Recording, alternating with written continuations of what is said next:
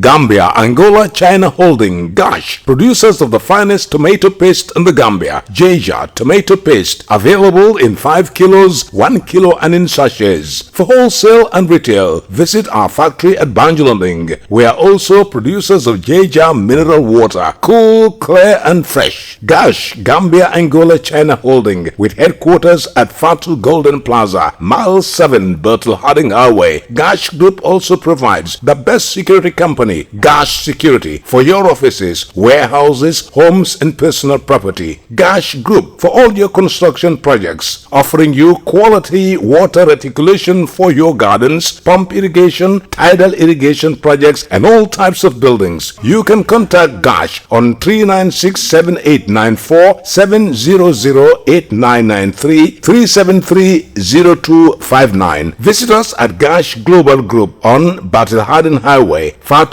Golden Plaza. Our website www.gashglobal.com. Gambia, Angola, China Holding, Gash.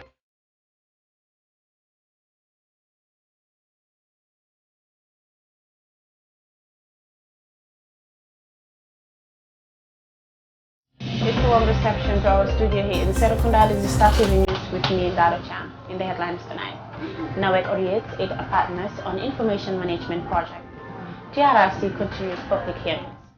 First edition of District Stakeholders Forum held in Kafuta.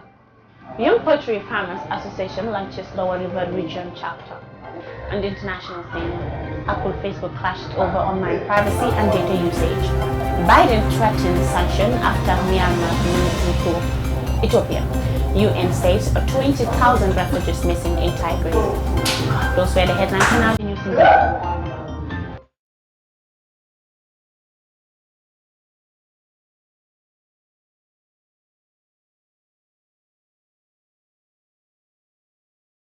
In a press release sent to media houses from ST and his management reads, "We are pleased to announce that the Dinding Mansa album launching will proceed as planned.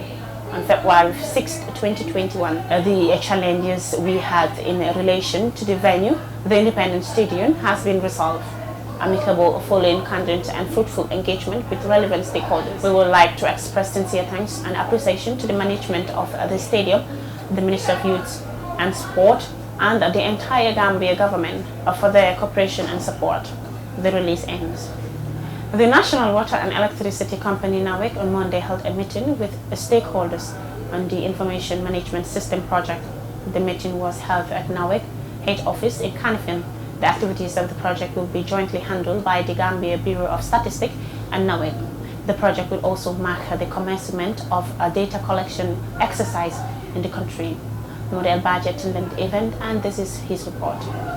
The convergence was meant to develop an integrated information management system to help NAWEC provide quality, improved service for its esteemed customers and the general public. Moreover, the project is funded by the World Bank and it is expected to last for a period of 6 months. The Director General of the National Water and Electricity Company, Nani Juara, assured GBOS of his commitment in the actualization of the project, acknowledging that the project will elevate the standards of NAWEC. Let me please take this opportunity to congratulate GBOS, the NAWEC team, ASRAM and the World Bank for the work that has been done behind the scenes, making this day possible for the kickoff meeting for the data collection.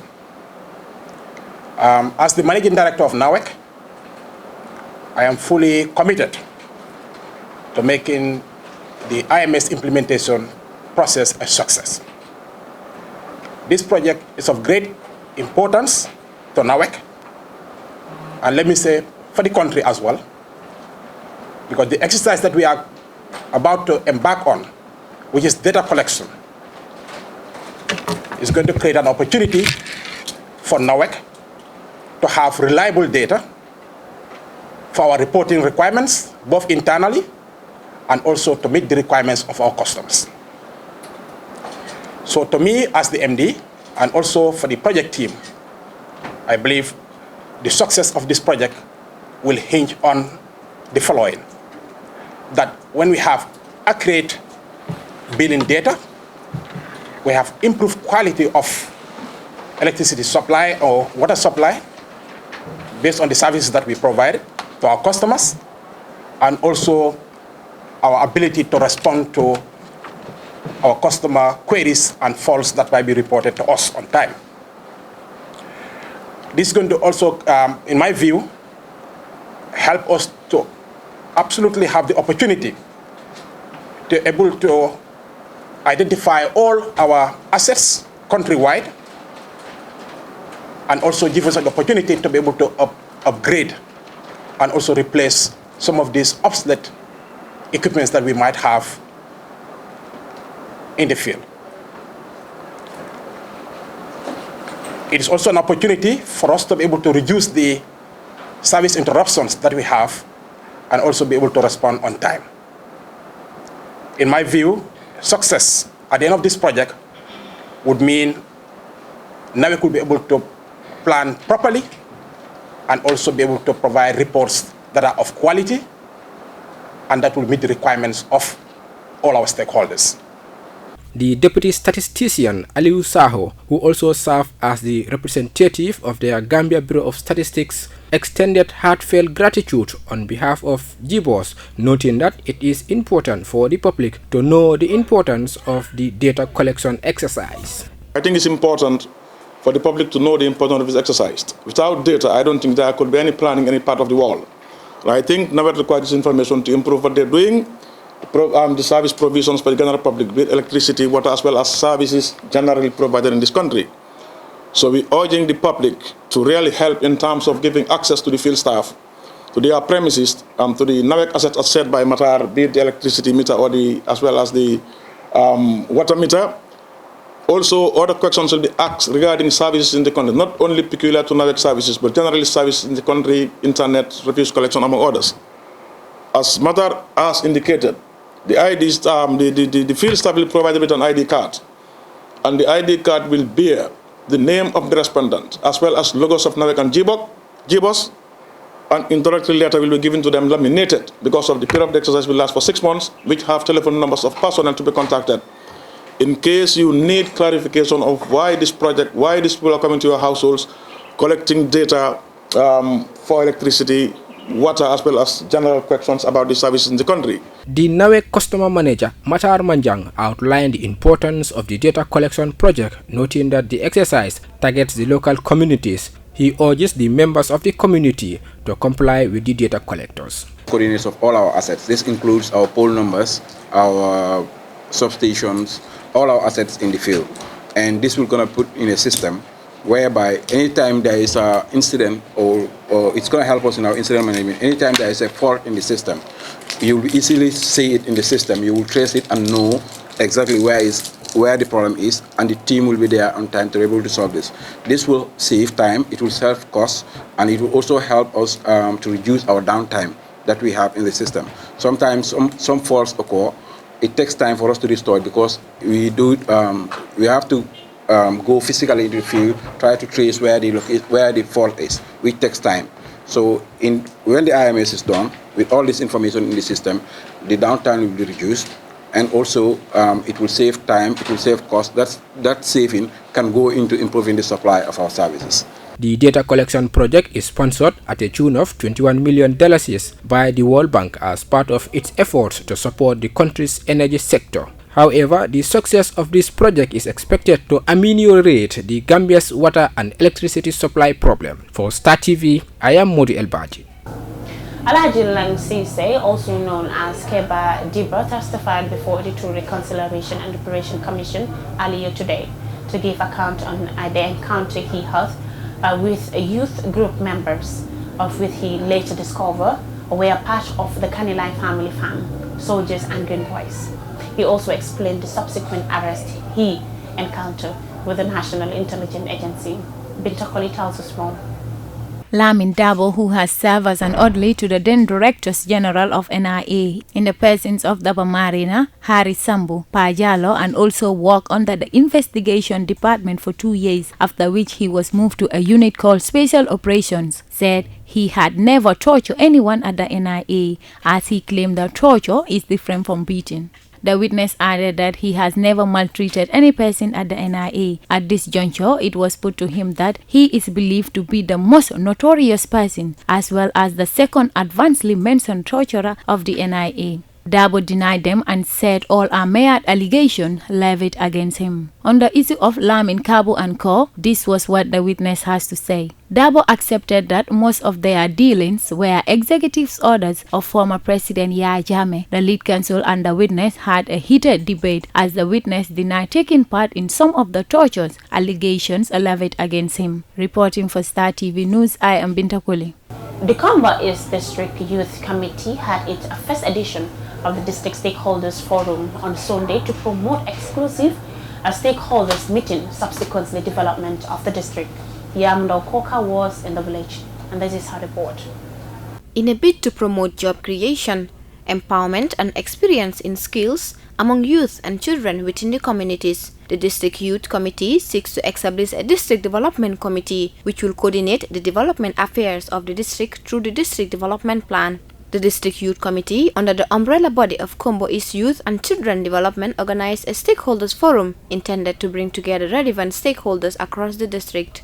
The event was graced by prominent individuals, which included the Councillor for Kafuta Ward, Alcalos Association, National Assembly member for Kombo East, the Alcalo of the village, the District Youth Chairperson, and many others. Speaking at the gathering, the National Assembly member for Kombo East District, Honorable Lamin FM Konta, confirmed that it was the first of its kind to be held at the district, saying that there cannot be any meaningful development without peace. Peace is very, very, very precious. I don't think there is any money that can buy peace. No economic or social advancement can take place without peace.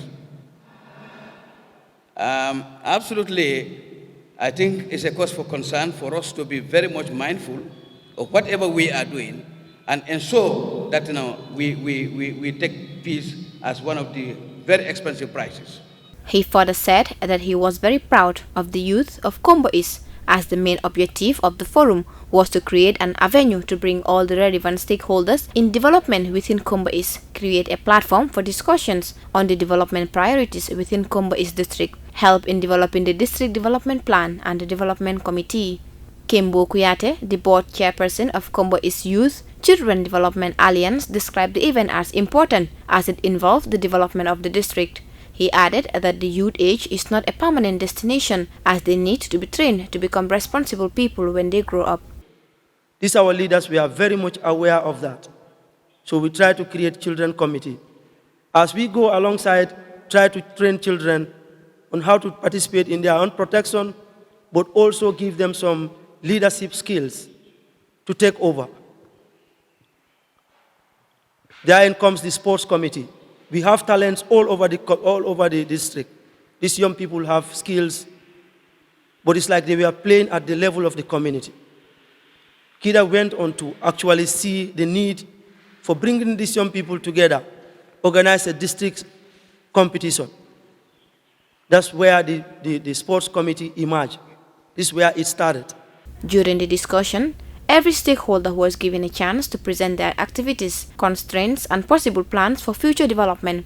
A concept note on the District Development Committee and the plan will also be presented to the delegates for validation and future scrutiny.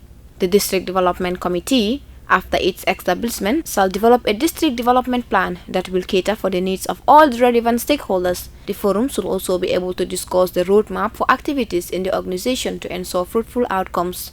For Star TV News, I am Yamundo Kuka. The Young Poetry Farmers Association on Monday officially launched it for a Lower River Region chapter in order to leave no one behind in the quest for Gambia's self-sufficiency in poetry production.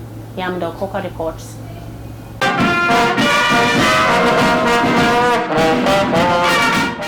On Monday, the Young Poultry Farmers Association launched the Lower River Region chapter in Mansakonko Area Council with the theme Leaving No One Behind in the Quest for Gambia's Self-Sufficiency in Poultry Production. The event was graced by prominent individuals who included the Deputy Permanent Secretary, Projects and Programs, Regional Disaster Coordinator LRR, livestock experts, Regional Livestock Director LRR, and many others. Fatou Jammeh Toure, the Deputy Permanent Secretary of Projects and Programs, said that the importance of the program cannot be overemphasized in the sense that it involves young people in the country who came together to take their rightful positions in fighting food insufficiencies in the country. In a sense that they've come together to be part of the poultry farming family to an extent of forming their own national association to take care of issues that are affecting their lives. And today they are launching the first regional chapter in LRR. She added that the event will have a great impact in the region as they are out to employ themselves and eventually others. She gave advice to the newly elected executives by saying they should respect the position given to them as well as serve in the best interest of the public. Modu Kamara, the Regional Livestock Director of Lower River Region, continued on saying that the gathering was very important as poultry is important to Gambians. But poultry farmers should be mindful of the new chicken virus in Senegal as everyone should be on alert.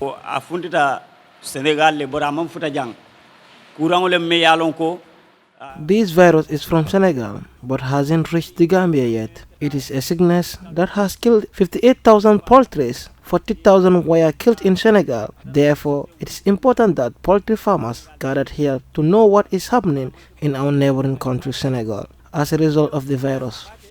Modu Lamin Dabo, the president of the association, had this to say.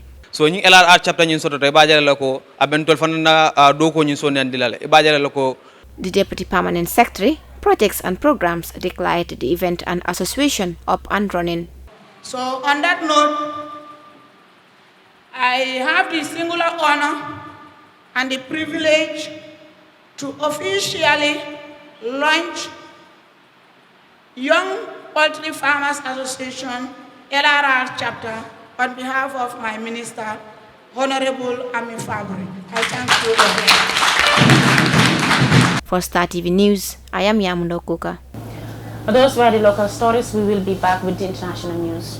Gambia, Angola, China Holding, Gosh, producers of the finest tomato paste in the Gambia. Jeja tomato paste, available in 5 kilos, 1 kilo and in sachets. For wholesale and retail, visit our factory at Banjulanding. We are also producers of Jeja mineral water, cool, clear and fresh. Gosh, Gambia, Angola, China Holding, with headquarters at Fatu Golden Plaza, Mile 7, Bertel Harding Highway. Gosh Group also provides the best security company, Gash Security, for your offices, warehouses, homes and personal property. Gash Group for all your construction projects, offering you quality water reticulation for your gardens, pump irrigation, tidal irrigation projects and all types of buildings. You can contact Gash on 396-7894, 700-8993, 373-0259. Visit us at Gash Global Group on Battle Harden Highway, Fatu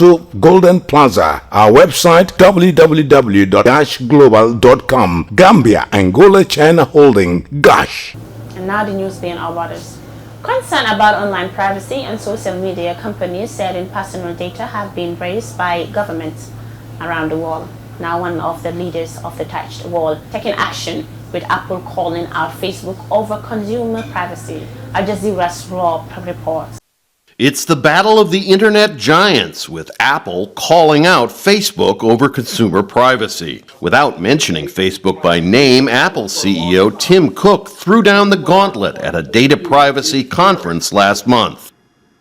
Technology does not need vast troves of personal data stitched together across dozens of websites and apps in order to succeed. But that's exactly how Facebook does succeed, by scooping up vast amounts of data about its 2.8 billion active users in order to allow other companies to bombard them with advertisements, supposedly tailored to their specific interests. Facebook gets almost all of its revenue through ads.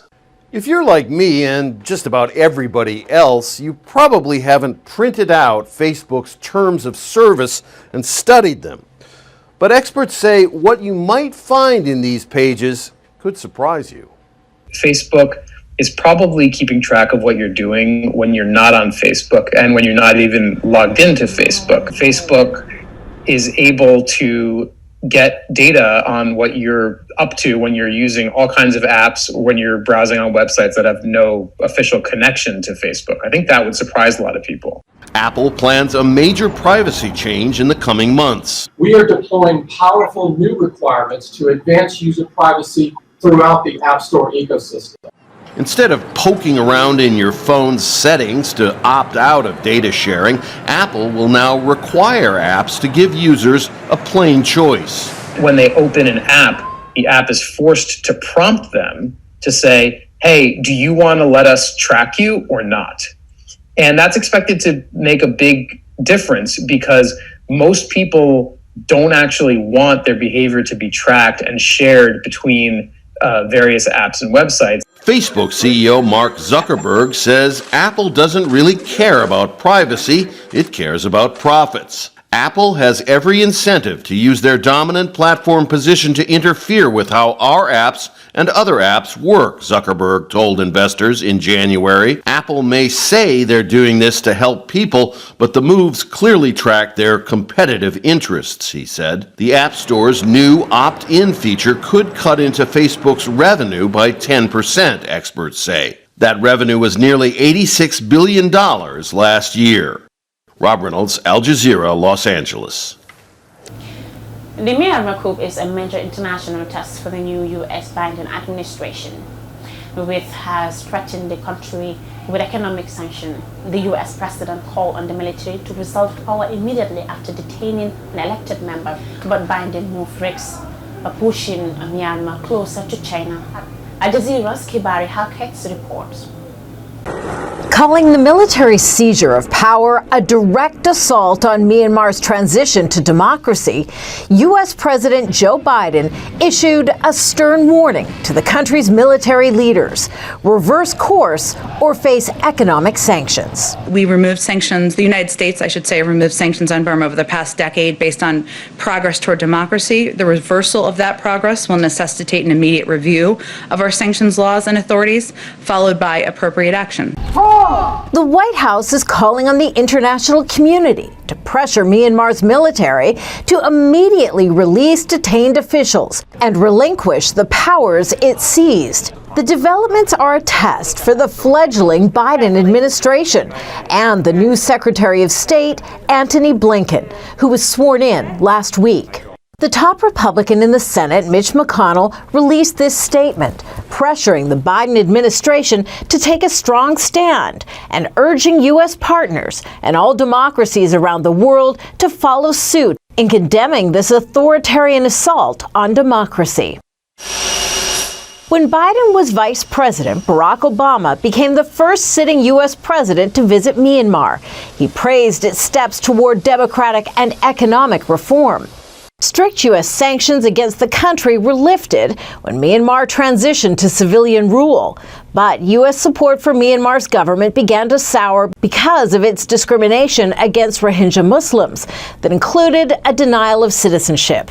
There were further concerns when civilian leader Aung San Suu Kyi defended the military as hundreds of thousands fled as refugees. The foreign policy crisis comes as the Biden administration is struggling to deal with domestic issues, like a depressed economy and unemployment due to the global COVID-19 pandemic that's cost roughly 450,000 Americans their lives. It's still trying to get its sea legs. It's still trying to figure out what its foreign policies will be. And most importantly, it's very preoccupied with domestic crises. The Biden administration really wants to focus on the pandemic and on economic crisis at home and on racial tensions. And it really doesn't, I think it's not ready to have to confront a crisis like this. The Biden administration faces a dilemma. Tough U.S. measures could push Myanmar's military rulers closer to China, a U.S. adversary, something the new president wants to avoid. Kimberly Helkett, Al Jazeera, Washington. The UN's High Commissioner for Refugees has called on the Ethiopian government to do more to protect civilians trying to escape fighting in Tigray region, saying up to 20,000 people have fled the country. Al Jazeera's Baba Agupa reports. People arriving at My Aini refugee camp say they trekked for a day to reach here with only leaves to eat. But things got worse at the camp. This man didn't want to be identified. There is no any safety here. How can I feel safe here? There's no safety here, because they are also here. There are many militias around the camp, all around the camp. If someone leaves the camp, they're there, and they kill them. They kill us. The UN Refugee Agency chief visited the camp recently. People told him who they blame for the attacks. They also spoke of infiltration of armed actors in the camps, of killings, abductions, and also some forced return to Eritrea at the hands of Eritrean forces present in the areas. It's been widely reported that forces from neighboring Eritrea have been cooperating with the Ethiopian military to pursue fugitive leaders of the Tigray forces. But Ethiopia's government denies the presence of foreign fighters, even after declaring victory against Tigray forces in November. People caught up in the violence say locals living around the camp are punishing them for the war. There are ladies.